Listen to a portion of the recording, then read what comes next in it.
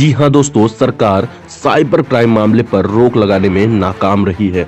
चलिए जानते हैं क्या है वो कारण जो कि सरकार की नींदें उड़ाकर रखी है और नाकाम रही है सरकार साइबर क्राइम मामलों पर रोक लगाने में। आप में से ज्यादातर लोगों ने नेटफ्लिक्स की वेब सीरीज जामतारा देखी होगी।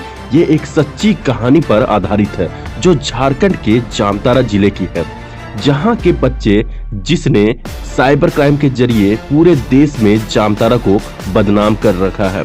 यह कह लीजिए कि एक तरह से फेमस कर दिया है। जामतारा के बच्चों ने लाखों लोगों को मोबाइल के जरिए करोड़ों का चूना लगाया।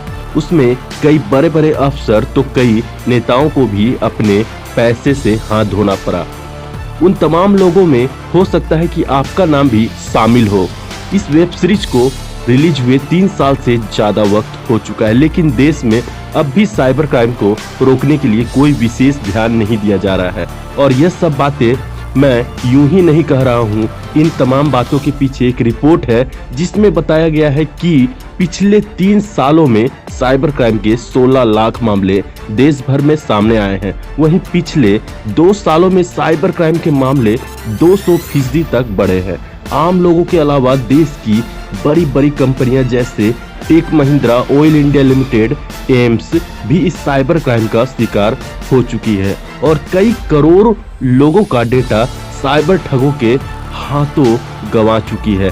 NCRB यानी नेशनल क्राइम रिकॉर्ड ब्यूरो की माने तो साल 2021 में ही अपने देश में 53,000 से ज्यादा मामले इस साइबर क्राइम में देखे जा चुके हैं, जिसमें सबसे ज्यादा तेलंगाना राज्य के सामने आए थे। इसके अलावा महाराष्ट्र, गुजरात, उत्तर प्रदेश का नाम भी टॉप राज्यों में शामिल रहा है। लेकिन इतना कुछ होने के बावजूद सरकार साइबर क्राइम को लेकर सख्त रूप से नहीं अपना रही है। आपको जानकर हैरानी होगी कि उत्तर प्रदेश जैसे बड़े राज्यों में सिर्फ 2 साइबर पुलिस स्टेशन है, 75 जिले और सिर्फ 2 पुलिस स्टेशन, और पूरे देश में मात्र 202। इतने बड़े देश में सिर्फ 202 पुलिस स्टेशन अगर अनुपात निकाला जाए तो 10 से भी कम होते हैं। ऐसे में साइबर क्राइम पर रोक लगाना अपने आप में चुनौती है। इसके अलावा राज्यों को जो फंड मिला है वह उसका सही इस्तेमाल भी नहीं कर पा रही है, जिसके बाद सरकार को फंड वापस लेना पड़ रहा है। साल 2018-19 की बात करें तो सरकार ने साइबर क्राइम से लड़ने के लिए राज्य को 785 करोड़ रुपए का फंड दिया था। वहीं साल 2019-20 में यह फंड 780 करोड़ का हो गया, लेकिन राज्यों ने इसका सही से इस्तेमाल नहीं कर पाया, जिसके बाद सरकार ने फंड को घटा दिया और 2020-21 में यह फंड मात्र 103 करोड़ का ही रह गया। जहां एक तरफ क्राइम बढ़ रहा है वहीं फंड को कम कर दिया जा रहा है। वहीं लो कन्विक्शन रेट भी साइबर क्राइम को बढ़ावा देने का एक खास वजह है।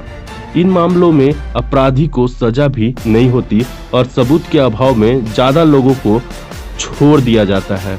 तो ये थी दोस्तों कुछ सरकार की नाकामियां जो कि सरकार छुपाने की कोशिश करती है और यहाँ पर साइबर क्राइम लोगों को बढ़ावा दिया जा रहा है। इस तरह की साइबर गतिविधियां अगर आपके पास होती है तो आप उससे सचेत रहें और इस चैनल को भी जरूर से सब्सक्राइब कर दें, क्योंकि इस चैनल पर आपको साइबर क्राइम से रिलेटेड सारी जानकारियां मिलेगी कि कैसे साइबर क्राइम होता है और कैसे उससे बचा जाए और क्या है साइबर क्राइम के नए तरीके जो मैं नित्य प्रतिदिन आपको इस चैनल पर बताते रहता हूं। तो आप जरूर से सब्सक्राइब कर ले और बेल आइकन को भी प्रेस कर ले ताकि सबसे पहले नोटिफिकेशन आपको मिले और आप सचेत रहिए, सावधान रहिए, सतर्क रहिए ताकि आपका मेहनत की पैसे, खून कमाई की पैसे आपके अकाउंट में सेफ रहे और आप साइबर ठगी के शिकार ना हो सके। तो मैं हूं आपका दोस्त सागर और मिलते हैं नेक्स्ट वीडियो में। तब तक के लिए जय हिंद।